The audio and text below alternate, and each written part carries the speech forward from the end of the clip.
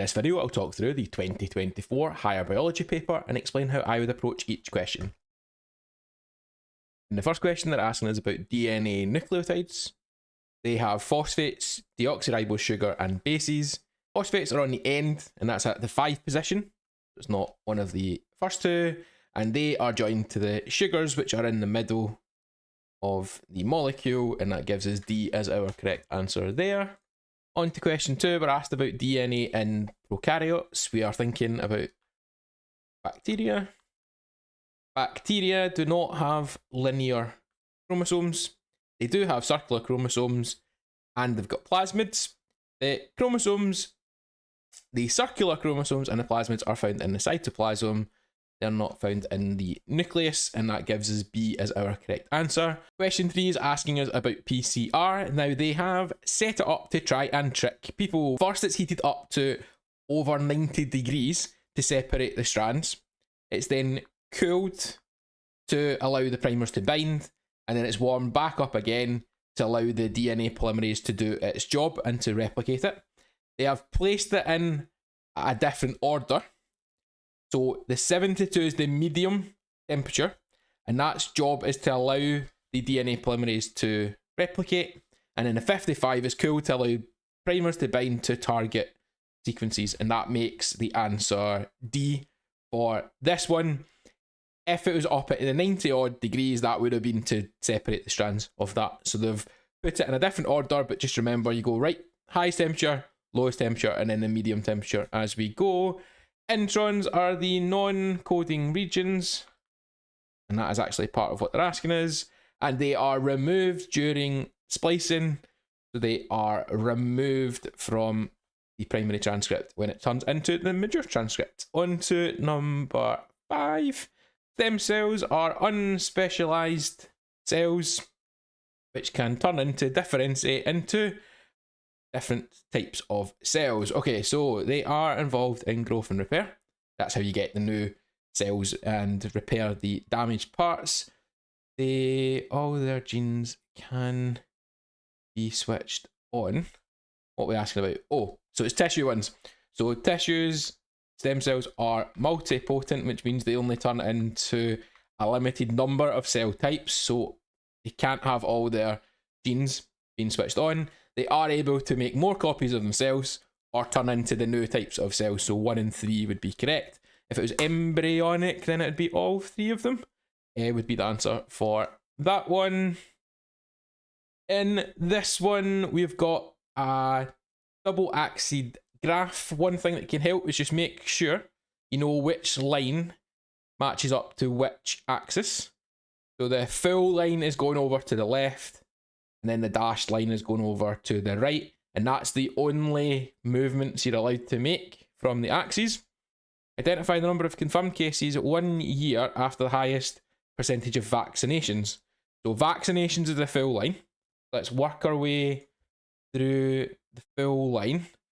And that looks like our highest value for that happens at approximate or 2013. They're asking us about the cases 1 year after that. So from 2013 we go to 2014, and we're asked about the dashed line. Run that across, and we're sitting 2.5 boxes up. That's halfway between 0 and 200. That means the answer should be 100, which gives us C for this question here. Watch out, you're only allowed to go from left to the full line and from the right to the dash line. That should hopefully make it a bit more straightforward. This one, we've got different types of moths. We're asked about the different types of selection. Now, they have a selective advantage, so it's not a mutation, it's not a random change. It's non-random because the ones that aren't spotted won't get eaten as much by the birds. And we've got directional or disruptive. So directional means that it will favour one of the extremes. Disruptive means it favours the both extremes and not the ones in the centre. So their average value is not so much. What does it say? Well, if the light ones have an advantage, then it will shift towards having more of the light ones, which means it is a directional towards light. not towards dark, and that would give you that would give you B as the answer. This one, we're working up an experiment. We're asked about a valid conclusion. This is when we're thinking about doing a fair test where we control all the other variables that could make a difference to the reaction. 3 plates were set up. That's more going into your reliability. So you've got more values that you can then average. The same volumes of amylase were used in each well, because we're changing the concentration. So that does sound like that. Different concentrations of amylase is what you're investigating. So it's not going to be that one. And then measuring it with a ruler, that rather than just eyeballing it, makes it more accurate. That would give you actual numbers to compare, giving us B for that answer there. On to the next one, we're breaking down proteins. The amino acids are held together by peptide bonds, strong chemical bonds, which means it's not the ones at the bottom. And this is a breakdown, so this is catabolic. Cats rip stuff apart and it releases energy as they do that. And that means that the answer would have to be A or number 9. The dehydrogenase enzymes have 2 jobs to do. They remove hydrogen ions and electrons and transfer them to a carrier to move them forward. Now, in glycolysis, we're starting off with glucose. It's being converted into pyruvate. Citrate's involved in the citric acid cycle, so it's not going to be that one. They're not removing the electrons from the NADH, they're removing it from chemicals. They don't remove it from that, they're in fact adding the electrons and hydrogens to the NAD to carry it forward into the next one for that. They don't give glucose the things, they take them away from them. Looks like there. This one, we're looking at the pumping of hydrogen ions across the membrane. A shows the electrons passing along the membrane. B is showing the pumping of the hydrogen across. The hydrogen then flows back through the ATP synthase, and then ATP is produced. So hydrogen's involved in B and C, but B shows it getting pumped across the membrane, and then it flows back through to cause ATP to be formed for that. So the pumping part means that B is the correct answer here. We're doing a control experiment. We are looking, what have we got then? So we're using inhibitors. So I'd want to carry this out again, but not have the inhibitor in it. Now, if you just took out the inhibitor, like you have in A, only you've now got a different volume of solution. So what if that's what causes a difference in the reaction? So to prove that it's not the volume that's impacting it, we would replace the inhibitor with water. And that way the total volume's the same, and we can see what happens with and without the inhibitor. And then we can make a conclusion based off of that. Next ones, we're talking about snakes, and their temperature depends on the external temperature. That means that they are conformers. Regulators can control their internal conditions. If your body temperature is dependent on your external temperature, this means they will survive in a narrow range, not a wide range, because they can't control their own internal temperatures. They have to use behavioural responses like lying in the sun to warm up, or hiding away from the very hot temperatures and burrowing away. And then that is not high energy cost, that is a low energy cost way of doing that. Whereas regulators can survive in wide places, they have the negative feedback loops within their systems, and they require a lot of energy to make that happen. So 2 would be the correct answer there. Okay, this one we've got the lengths, right? So actual length would be 3 nanometers. And then the magnified length is going to be 1.5 millimeters. Now, 1 millimeter is 1,000 nanometers. That means that 1.5 millimeters would be 1,500 nanometers. And then we need to figure out, so how many times has this been zoomed in on to give us a value of 1,500? 1,500 divided by 3 gives you 500 times that. Other option is you can just apply that to each of the values. So if you tried out 5 times magnification would be 15, and that's 15 nanometers, that's 15 micrometers, not millimeters. So you watch out for the units, can throw you off quite a lot as well, but C would be my answer there. We've got different stages in bacterial growth. We have the lag phase, log phase, stationary, and we have the death phase. First thing I check is, are they all labelled correctly? X is log, yes. Z is death, yes. Y is stationary, yes. W is lag. So it's not about them labelling the graph, it's about what happens at each of them there. X is the log phase where enzymes are being induced. Well, that would mean that it's getting ready to start to grow, but it's already growing. So that's ruled out for me. Death, the total cell count is decreasing. Well, there'll still be the same number of cells, just that some of them will be dead. So the viable cell count would go down, how many are alive, but not that one. Stationary phase, the nutrients are starting to run out. That's why they can't keep growing and growing and growing. And then W is a lag where the enzymes are being induced. So if it said that, that would have been correct. But C on number 15. On to number 16, we're culturing microorganisms, which is not correct. Some microorganisms can use that. Well, if they're photosynthetic, then they will. Some of them are, so that's ruled out. All of them require a chemical substrate. Well, that's not true because they could rely on photosynthesis. We can... Oh, it's which one's not correct, so that's our answer. You can measure the other microorganisms' pH, temperature, oxygen. Yeah, they can all be monitored, so it's not what we're picking. And some of them can make their own minerals and vitamins and nutrients. So our answer is B for the one that's not correct. Almost threw me there. This one we're asked about which data is supported by the graph. 1% kills all bacteria twice as fast as 0.5. So at 1%, which is the crosses, it takes 20 minutes versus at 0.5%, which is the white one, is 30. And that's not twice as fast, because it would be 20 and 40 if it was going to be that. So that's not twice as fast. 0.1%, 20 minutes. So go from 20 minutes up to here. We're saying, so 0.1, so that's the full one.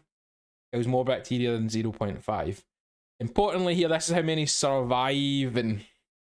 So we've got 500,000 surviving or 0.1, and at 0.5 it's only 200. That'd be 200 there. So there's less surviving.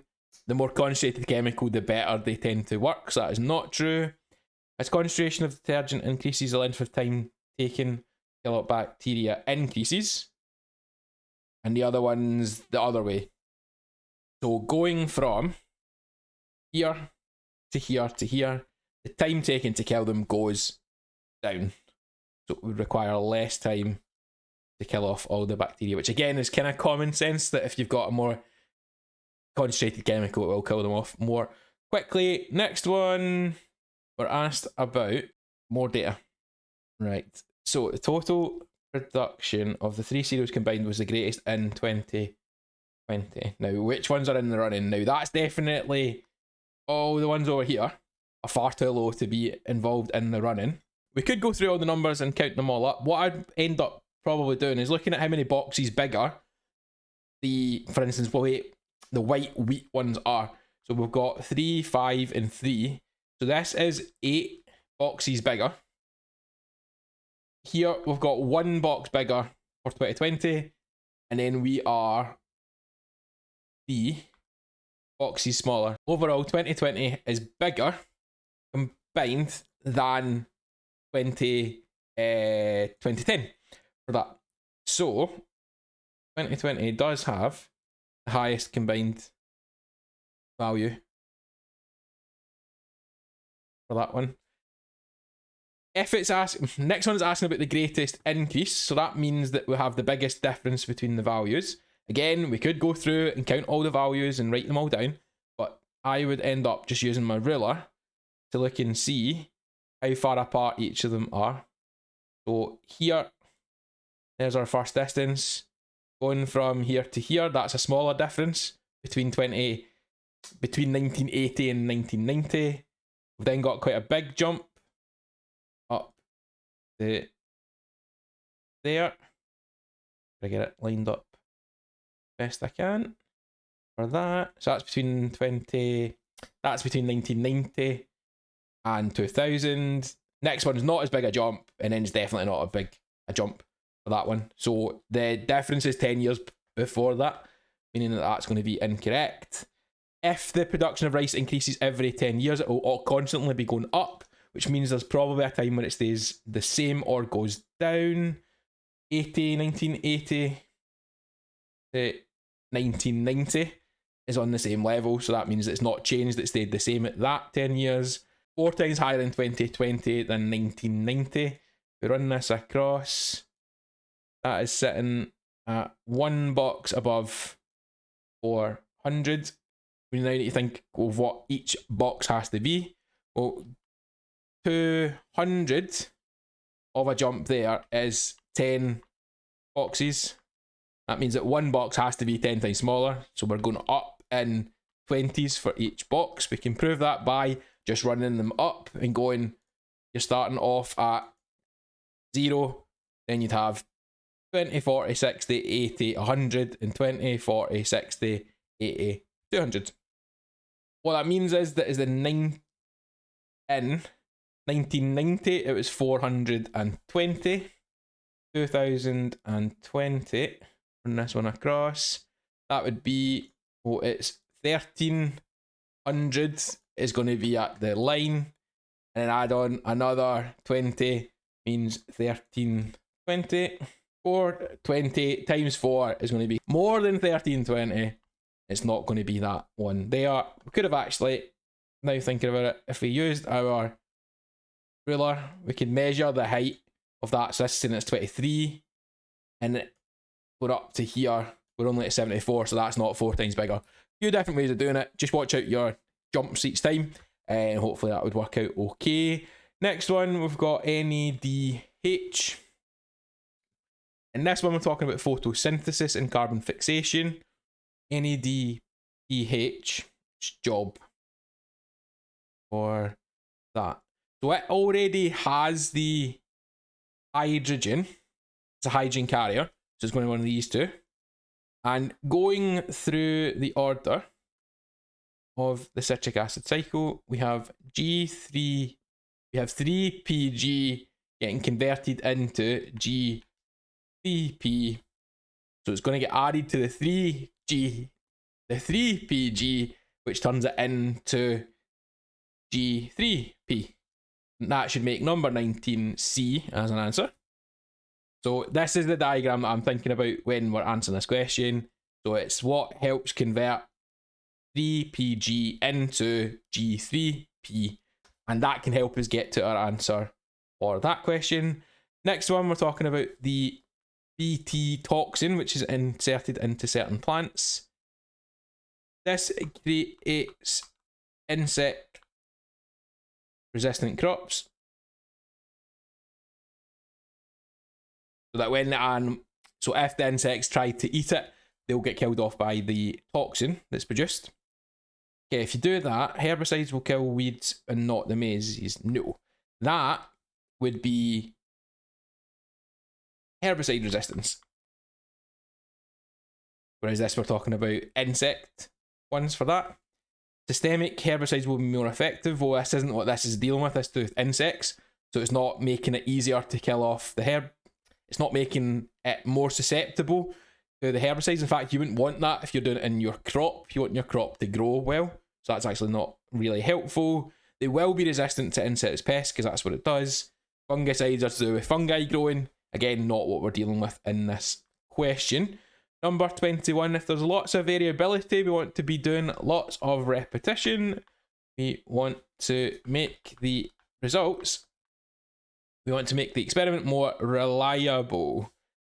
Randomizing treatments, That prevents bias, which is where the results would be unfairly influenced in one way or another that favours one outcome over the other. Carefully selecting the treatments isn't going to make it more reliable because it's to do with the results that we're getting. Increasing the number of repeats, replicates, do it more fields, more farms, whatever it is, would work as well.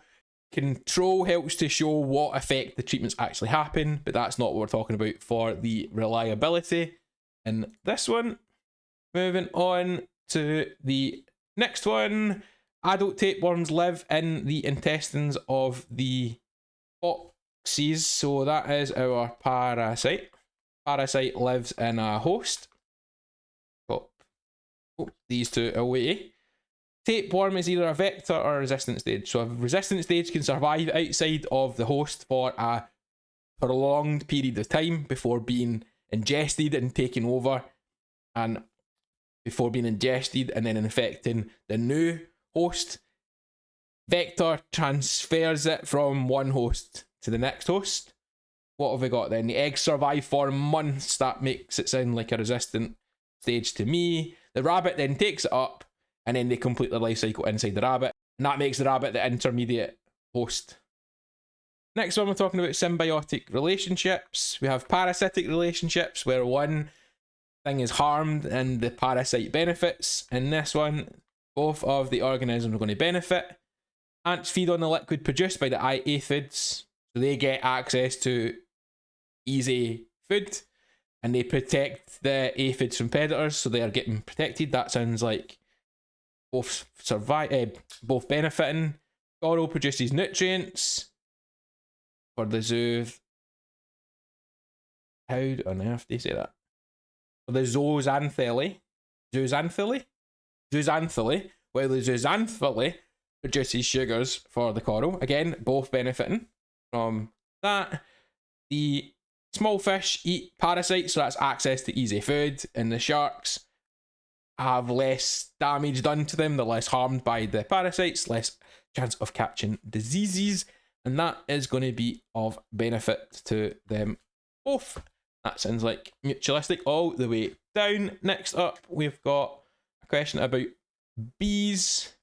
In bees, there's three main types of roles that they play. We have the queen, responsible for reproduction. They reproduce with the drones, whose job is to fertilise the eggs. The worker bees' job is to do everything else, so they will find the food, like it's saying there. They will repair, build nests. They'll defend against invasion from other insects or animals trying to eat them. Not to do with the actual fertilising of the eggs. So the queen bee lays the eggs, fertilised by the drones, and then the worker bees deal with the rest of it. In this one, we're dealing with two different habitats and comparing the proportions of each mammal. We're asked about species richness and species diversity for that. Now, both of the habitats have 6 different species within them. That would mean that their species richness, the number of different species, is going to be the same. Not going to be that first two. When it comes to the last bit, being diverse means if you're picking out a random animal from each habitat, habitat 2, you're way more likely to find a wildebeest than any of the other ones, because it's skewed so far in just the one animal's direction. Whereas for habitat 1, which is the one in white, that's a lot more even across the spread of it. So if you're picking out an animal, then you've got kind of reasonably even chances of finding all the different ones for that. Which to me would mean that that is higher species diversity for that. Probably a better way of thinking about that, but that's what I would do. That's what I would do. Moving on, we're talking about protein synthesis. First is asking us about stage 2. Well, stage 1 is transcription. Stage 2 is translation. We're taking the mRNA code to the ribosome, and then amino acids are being joined together. That happens, as I said, at the ribosome. In part B, we're told, so we're asked about the total length of bases, introns of that. So introns are removed.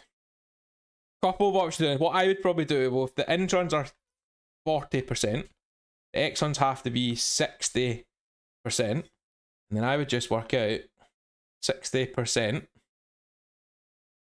of our total. So 60% is 60 out of 100 times 3,000, and that would give us 1,800 bases as the answer.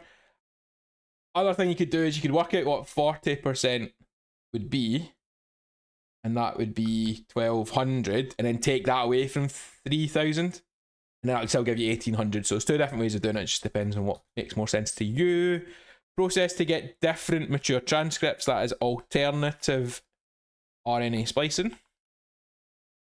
In this one, we've got a table showing the different codons that code for particular amino acids, and we're asked about CAU. C is the first one. That means that we're somewhere in there. U, which means we're somewhere in that region. That doesn't work very well, but anyway. And then the third one, CAU, means that it would have to be HIS, which is histidine. Does it tell you what they're called? Do you need to know that? Probably not. Probably get away, or you would get away. You would be able to just write HIS, but that is histidine. Like so. Next one, we have a DNA with a substitution. Using all the information provided, explain the effect this mutation would have on the mature transcript and the protein synthesized. The amino acid coded for at this position would be different. What we need to watch out for as well is that that's the DNA code. So we had ATA, which turned into mRNA. A pairs with U, T pairs with A, and A pairs with U. So UAU originally is going to bind for tyrosine. Originally it's going to bind for tyrosine, TYR. When it has been mutated, we now have ATT. So we would now have UAA. And UAA binds for a stop codon. So first thing, tell them that. So we get a stop codon too early in the code. So a premature stop codon causes a shorter protein to be formed. So just going off this wee section, that means that this one, and this one wouldn't be coded for because the information has said, because the mRNA is showing to stop at that point there, and it misses out information, means that you'll get a shorter non-functional protein produced. The protein would be smaller, than it was originally for that one. Okay, so in this one here, chromosome 22 is 51 million base pairs, which is 1.6%. What I'd probably line up is, and if that's 1.6%, 51 million, and we want to get up to the entire genome, which would be 100%. To go from 1.6 to 1, we can divide by 1.6.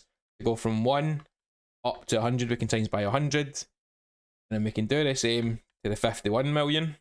So divide by 1.6 and times by 100. That gives 3187. That's just the way I would tackle that one. Moving on, we've got two different types of mutations. Let's find out what's different. In mutation 1, we've removed gene E, so that will be a deletion mutation. And the next one, we've doubled up the same genes that were there originally. That makes that duplication. If it was inversion, then instead of having CDE, you might have EDC. And if it was translocation, you'd have new letters involved. So ones that came from a different chromosome. So maybe like X's and Y's or something like that. On to the next part. Chromosome mutations. The George syndrome. I'm not sure what that is, but it says it has a major effect on development of body systems. Why does that have that? Oh, right. Chromosome mutations deletion. So why is a deletion mutation having such a big effect? Well, they're going to be... So genes have been removed. Therefore, certain proteins will not be produced. That'll mean that they won't be able... That means that those systems won't be able to function the way they're supposed to do. And next one's asking us about the duplication mutation, how that's happening. And is it a gene or genes? So genes have been added from the same, from its partner chromosome, so it's homologous chromosome. If it was going to be translocation, it's came from a different one, so it's non-homologous, not its partner chromosome for that. Why are these mutations important? You might have mutations in one copy of the gene, but you also have the original copy there to still be able to function and be translated into the protein. So if you're trying to make amendments to some sort of document, you might keep a backup copy of it for that, but also other copy can... so that's your gene expression that's making proteins. Code for proteins, making proteins. Code for protein. Hopefully that'll be okay. Right, next one, we're asked about evolutionary relatedness. That is the phylogenetics, where they look at the common DNA that and give predictions of how closely related they are. We need two things from that. You need your gene, you need the sequences of the DNA, so the sequence data, and that's backed up by fossil records as well, are the two sets of information that you can put them together. One type of analysis in bioinformatics, that's to do with computers. Next one, we're asked about the sequences of the Asian elephant, comparing them to woolly mammoths versus other ones. Well, the Asian elephant and the woolly mammal shared a common ancestor more recently. Next one, we have the matrix of the mitochondria. That's the middle step. That is the citric acid cycle. If the question was asking you about glycolysis, that's the cytoplasm. And an electron transfer chain happens in the inner membrane of the mitochondria. It doesn't, but that's what it would if it would. For that, active site change in shape, giving it a wee hug, that is, and just fit. Makes it fit better than that. In questions where they're using the names of the chemicals, I would suggest thinking about them as substrate, enzyme, and product. So what the product has a lower attraction affinity than the substrate. Why is that important? Well, the product ephemerate will leave the active site, allowing more substrate to bind. And the substrate is succinate. Okay, on here, we've got a few different types of inhibition. There's competitive, if it would fit into the active site, and non-competitive if it binds elsewhere. The malonite, the inhibitor, looks like it's got a very similar shape. That's to me would be competitive because they have similar shapes. And this means it could bind to the active site and block it off. Then yeah. Next one's about thermal regulation, temperature, diffusion, glucose. Okay. What should be controlled to make sure there's a valid comparison? What are we putting in? We have different temperatures, so we're not controlling temperatures because that's what we're investigating. So how much glucose is in the solutions or in the media? So that would be the main one I would go for. Does it say about how much tissue? If there's a bigger piece of tissue, that might make an impact on it. I'd probably stick with that one. Volume of solution as well could make a difference. Calculate how many times greater mass of glucose diffused at 30 minutes, 30 degrees compared to 10. So 30 degrees, 10 degrees, 30 minutes. So let's run a line up from 30 to 30 and 10. So up at 30, we're at here. Now in this one, we can do the thing where there's 5 boxes is 10, all that. You just pick a number. So try ones. Would 1 work? 40, 41, 40. That only takes you to 45. 2s, 42, 44, 46, 48, 50. 2s works. We're at 42 for that one.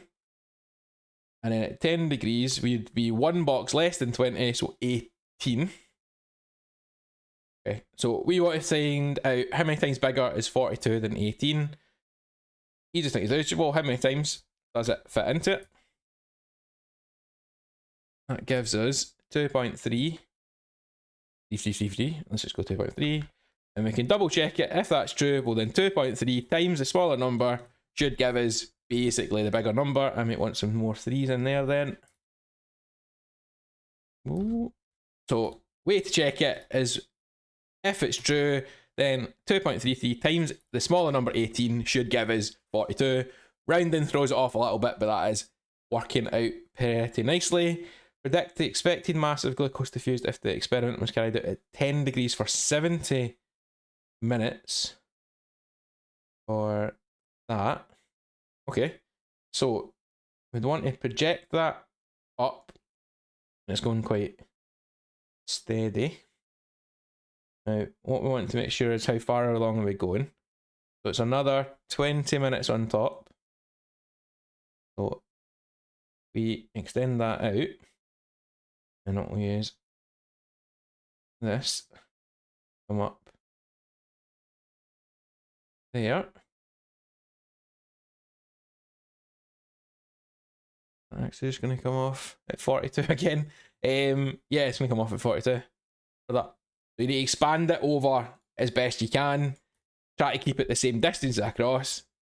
And it's just coming out for me at 42. Try to work out why they're doing it that way. Maybe is what they're showing that every 10 minutes it's gone up by 6 for that. That's probably an easier way of doing it. Okay, so if at 50 minutes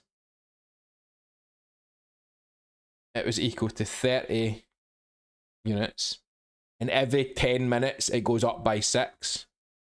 So at 60 minutes, that would be 36. Then another 10 minutes on top of that would give you 42 for that. Again, my way kind of worked, but I'm using them, like I'm extending the graph and it's not really there. That's maybe the way that's more expected to do, but it worked, it worked. Why is this important? Well, they have to get the chemicals into the cells to carry out different reactions. So it allows, and we need that for respiration to release energy for cell activities. For that one, regulators control their temperatures and are asking us about a corrective response that's not metabolic rate increasing. So that could be something like We go for the blood flow one. So if blood is at the surface, it radiates heat out and cools down the body. Now, if it's cold, we want to do it the other way.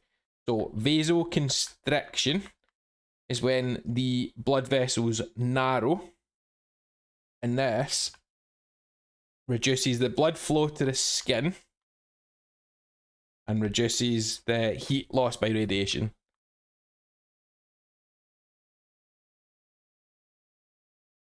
Next one, we're talking about dormancy in squirrels. That one, okay.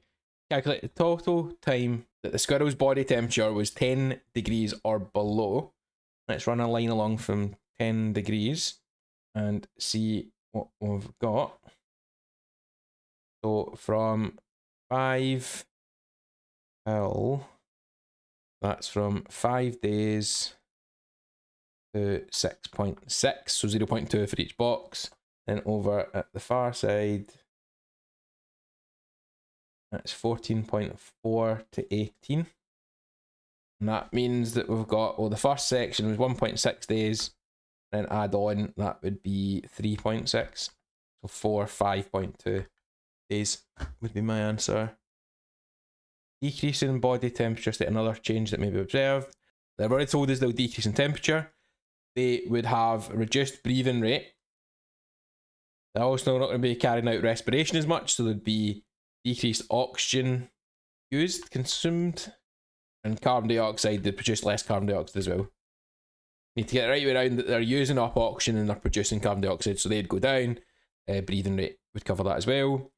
Calculate the average monthly decrease in temperature over the 4-month period, beginning of August to end of November. Beginning of August to November, 4 months. From here to here. So we're going from 2 down to minus 20. That's a change of 22 degrees Celsius. That was in 4 months. As I've done a few times in this paper, if you want it for 1 month, you need to divide it, in this case by 4. I'll give you 5.5 degrees Celsius every month to get us down to there. Next one's about brown bears hibernating. The type of dormancy. This feels like it's going to be that one of the predictive or consequential. That depends on if it happens before or after the onset of the poor conditions, the adverse conditions. August to April is happening before the onset. So that would be predictive. It happens before the onset of adverse conditions. Specifically the temperature decreasing, but adverse condition would work. An advantage of this, it saves energy. In question 7, we're asked about the production of vinegar and ethanol by bacterial cells. In this question, we're dealing with 2 of the graphs. One thing we need to watch out for is in the first graph, every line is representing 1,000 cells per centimetre cubed. And then in the second section, we're going up in 10,000s at a time. So we need to keep that in mind if we're asked to pull off values from it. And then in this one, we've got a double graph like we had before with the axes representing different concentrations. Graph 1, state the duration of the log phase. So that's going to be when the number is increasing the most rapidly. That's from 25 minutes up to 175 minutes. Difference between those two is 150 minutes. For that one, using values from the graph, describe changes in the concentration over time. That's vinegar vinegar for graph 2. Okay, I would split this up into 2 sections. From 0 to 175, the concentration is increasing from 0 to 45 grams per litre. And we need to make sure we're taking it off the right hand axis. That's what that's where the vinegar is. And then next, between the 175 and 250 minutes, it stays constant, stays the same, doesn't change. Something like that. That would pick up the mark there. Graph 2, we want to look for when ethanol equals vinegar. What we need to watch out for is the scales on each axis are go differently. So in this question, it won't be at this point here, because although the graphs overlap, they are not following the same scale. So let's have a look at what we can do. What I'd probably look at is, well, the ethanol is going up more quickly, so every jump is 20 instead of 10. So I would be looking for the vinegar. The actual line would have to be higher than the ethanol for it to work. Now that is looking quite good here actually. So if I grab that, vinegar's at 30, and then this one has to go along to the left to give us 30 there. That. So just kind of checking the points as you go along until they're both equal the same number. That happened at 100 minutes for that one. Using information in graph 2, why is there no further increase in vinegar concentration? Well, vinegar's made from the ethanol. Does that tell you up here? Yeah, so bacteria convert ethanol into vinegar. If there's no more ethanol, then you can't turn that into vinegar. So the ethanol concentration is 0. And this one, we're using graph 1 and graph 2. Identify the concentration of vinegar when the bacterial numbers is 40,000. So at 40,000, that would be using this graph then. So that's 20,000, 30,000, and 40,000. Run that across, run that down, is at 150 minutes.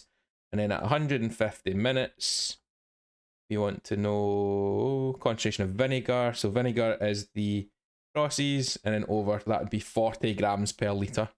So just follow what information it gives you.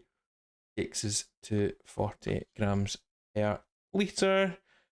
Next one, the plasmid's job is to move the gene into its new position. That's a vector. It's going to transfer it into the new microbes. We're going here. That replication allows it to make copies of itself. Without it, it wouldn't be able to copy the plasmid, so it allows copying. Here, it's just a fact we need to know that it's restriction endonucleases. So if we also have added resistance to antibiotics, the only way they survive the use of antibiotics will be if they've picked up that plasmid and also taken on the resistance.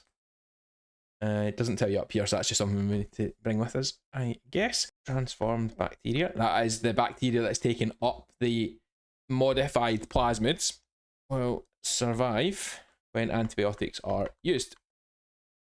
Next, we have our 4-mark question where we've got 2 options to pick. I'll just take us through both of them.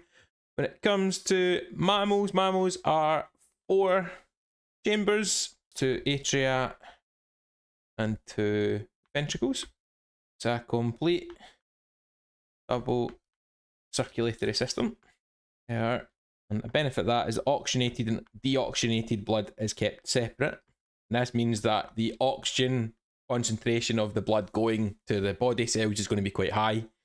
And that allows lots of respiration to happen, so the metabolic rate can be high. That will be enough to pick up the 4 marks, hopefully. Next up, fermentation. First thing I'd say is it happens without oxygen, no anaerobic respiration, and it happens in the cytoplasm. We have glucose converted to pyruvate first, same as an aerobic respiration. And in the first stage, we get net gain of 2 ATP, investment in the payoff stage. Pyruvate is then converted to, and what's it, plants and yeast, so that will be carbon dioxide and ethanol. We comparison with aerobic respiration. And if it's wanting a comparison with the human one where it makes lactate, that lactate conversion from pyruvate is reversible. The carbon dioxide is going to diffuse away, which means you can't go back to pyruvate in this one. So carbon dioxide diffuses out the plant / yeast, meaning, I'm wording this a bit funkily, but the conversion from pyruvate is irreversible. Definitely a nicer way of saying that, but Not sure what else I could put. Hopefully enough for the 4 marks there. Now dealing with a chemical that changes colour when it undergoes photolysis. Dark room, exposed to green light, absorbance values. If we go up to the top, we're looking for an aim. The aim is to determine the colour of light that resulted in the highest rate of photolysis. That means that rate of photolysis will be our dependent variable. Why do you want it in a dark room? Well, we want only the light that we are shining from, like, different colours of light to be absorbed. So it means that no other light is going to be absorbed by the algal suspension. Or that one. On this one, we have to complete the line graph. So we're going to have time across the bottom, and we're going up in, well, 40 is the first point. So that would mean we would have, well, 0 is the first point, so 0 up to 200. So 20s should work quite nicely, and it does. Then up the way we're starting at 0.7. So for green and red, at the very beginning, they're both at 145. They're all at 145. That suggests that will be 1.5, then 1.4, and 1.45 goes in between. I'll put in the zeros just to make it a bit more obvious. And I'm really hoping that this will bring us down to 0.7. It's looking good. That works out perfectly. Next, we just need to plot our values in for our blue light. Okay, so at 0 it's still at 1.45. That just sits in there nicely. 40 is 1.28. That will be one little box down. So 40, 130, 1.28 would be there.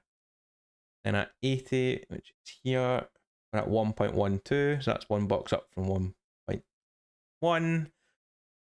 0.96 at 120. 0.6 will be 2 little boxes down. 160, it's at 0.82, so one little box up. And at 200, it's 0.74, so 2 little boxes up. And that will hopefully work okay. And then we just want to have them connected dot to dot, point to point. Let me just make that a little bit thinner. See our points for that. So double check our values. So 1.45 tick, that would be to 1.28, yes. 1.12, yes. 9.96 is correct, 0.85, and then 0.74. We'll work out from there. We want to answer our question, which was which of the colours is responsible for the greatest rate of photolysis. I missed out my heading, my label, absorbance. That's just units. Units, funnily enough. That puts us to... Okay, so which one was the highest rate? So the lower the absorbance, the higher the rate is what it says here. So which one had the lowest? Blue. Blue light. So blue light causes highest rate of this. Guess why the absorbance has remained high when algal cells were green light. Well, algal cells are green. So algal cells green. Therefore, do not absorb much green light. And that means that the rate of photolysis would be very low. Okay, so this time we're talking about growing a crop and having insects causing us problems. Why would the presence of leaf-eating insects decrease the yield of strawberries? Well, it reduces photosynthesis. Because the leaves are needed to absorb the light.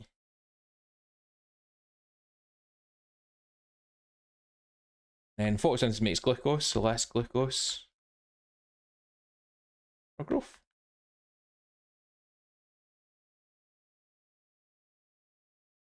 The leaf part, yeah, reduces photosynthesis, no more glucose, and then they can't grow as much. That, so you introduce a predator.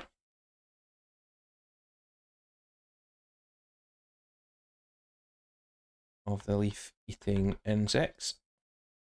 And that would be the hope that they'd bring the numbers down and be less damage from them. A risk is the introduced species may become invasive.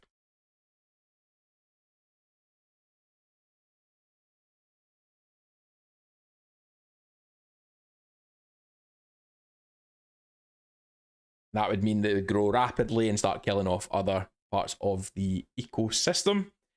Control of these. Okay, so an integrated pest system is when you use the 3 different control measures together. So it's a combination of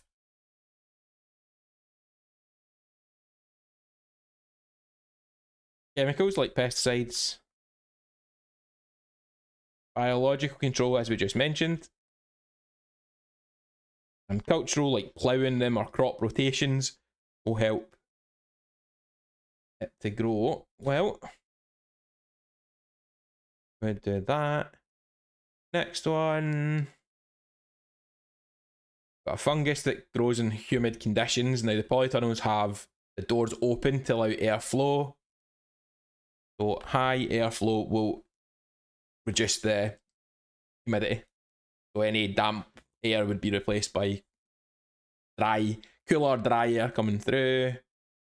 So disease forecast is when you're going to apply that before it starts to spread, so you can get ahead of the game of that. That'll be more effective. And treating. So if you apply them at the right times, then you don't need to apply as much of the chemicals onto them. Other than disease resistance, what's another advantage of hybrid? You've got increased vigor, increased growth rates. A little bit hard there. Might grow more quickly as well. If you bred together the hybrids, the F2 generation would be genetically variable, so you would lose that vigor from there. So the F2 genetically variable.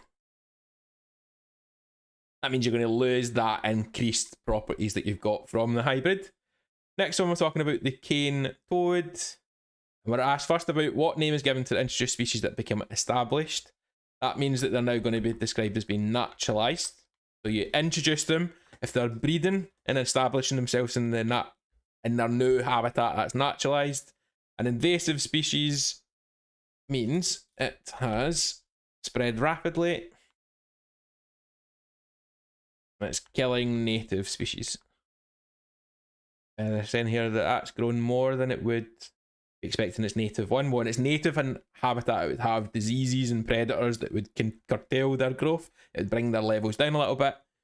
So they have a lack of natural predators. Just to make it clear, that's talking about in their new habitat. Other than a native habitat. Next one, we're asked first about a percentage decrease. Here we want to do the difference over original times 100. So doof. Find the 2 values we care about. 20 degrees, native frogs. August and December. At 20 meters. Okay, so we've gone from 160 to 8. So a difference of 152. Originally, at the beginning, it was 160. And then times that by 100. Going to be quite a high percentage. Had a big influence effect on them. That gives me 95% as my decrease. for that. Describe the overall changes in numbers around the lake between August and December. For that. So, native frogs, what's happening? The frogs have started to move away from the lake. Because the other way you could say it is that near the lake the numbers go down. The cane toads stay closer as well. So just the other way as well.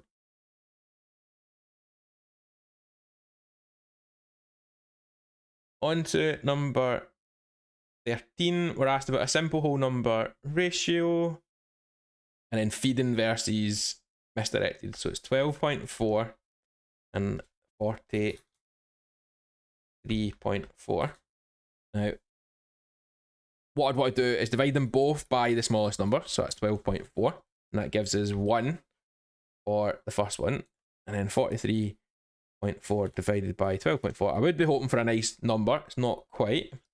The one slight issue here is that it's not a whole number.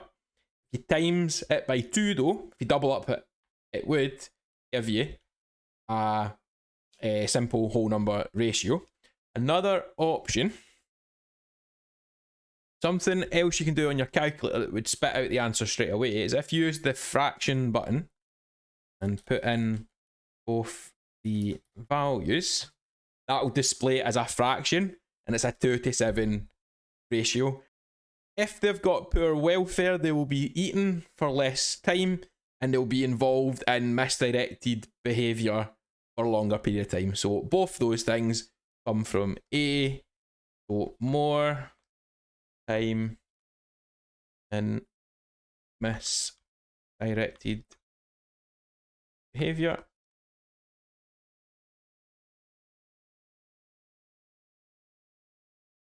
If you wanted to make this more reliable, we could do two things. Have more pigs in each group, or more groups. Is there more than one farm? Yeah, 2 different farms.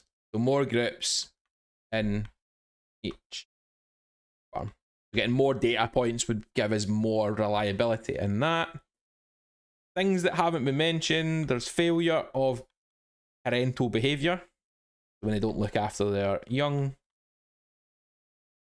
You could also have failure of sexual behaviour where they're unable to reproduce.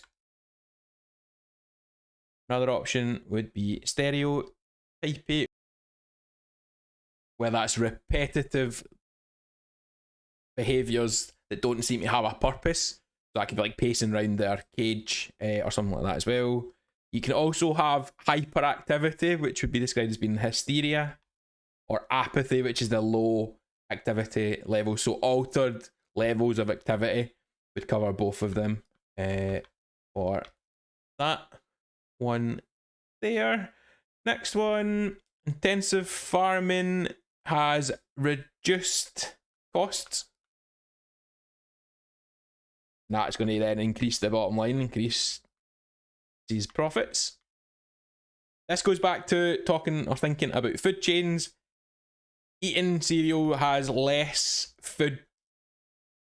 steps in the food chain. So trophic levels of the food chain. So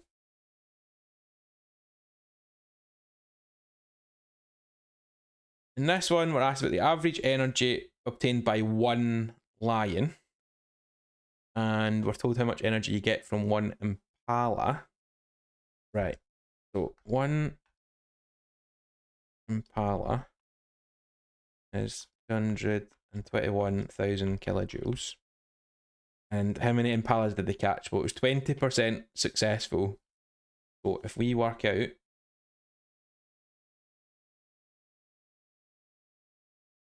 number killed, well, that will be 20% of 80.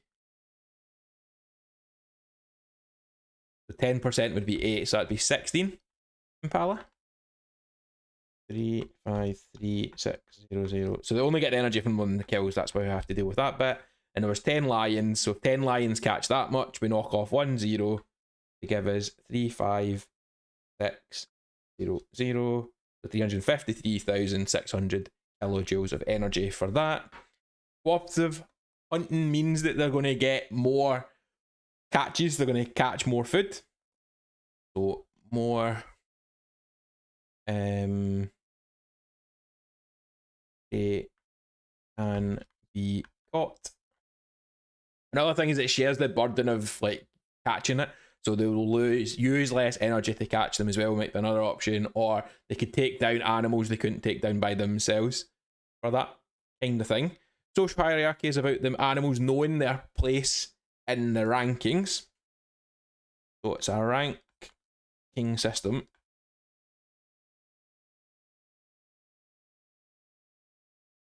With top animals, the dominant and the submissive or subordinate.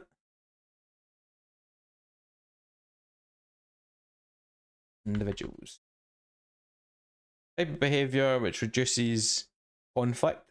Now, it's not saying whether we're talking about dominant or the submissive ones. Well, the dominant ones do ritualistic aggression.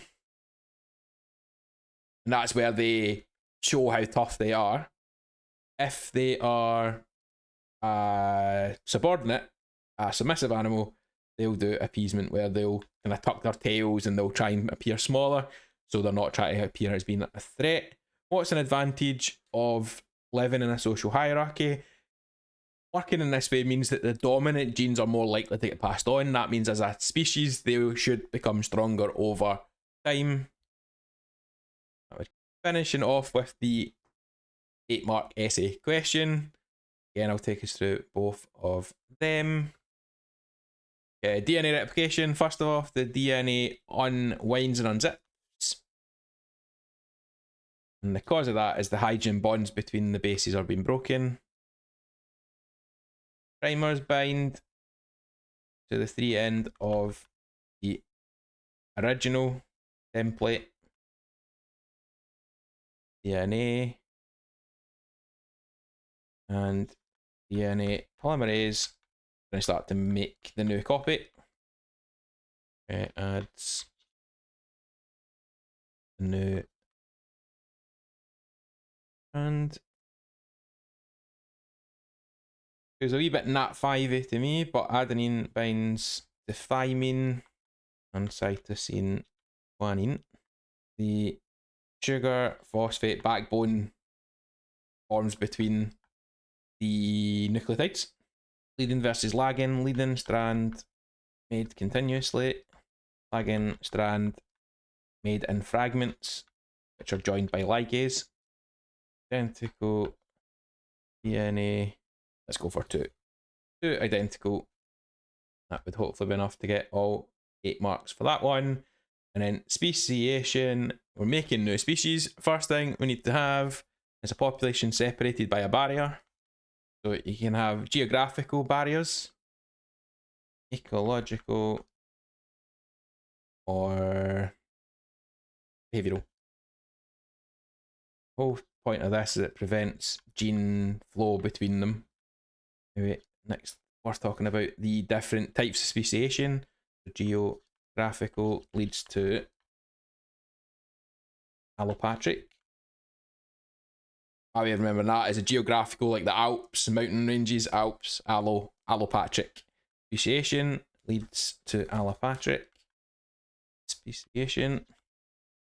And the other two lead to the sympatric. They're in the same location. Same. Cool. So we have our two populations separated. Different mutations will occur on both sides. Next, natural selection will favour certain mutations. After many generations, the two populations may be so different or genetically different that they can no longer interbreed to produce fertile offspring. So that went off. Separation, different types of barriers, different types of speciation, mutations, natural selection, passed on, no longer fertile offspring. Can't think of anything else. Oh, I think that what I need to do me for just now, as there may well be other things that we can get added on, but that should hopefully be enough to get all 8 marks. That brings us to the end of the paper and end of the video. Thanks for watching. Goodbye.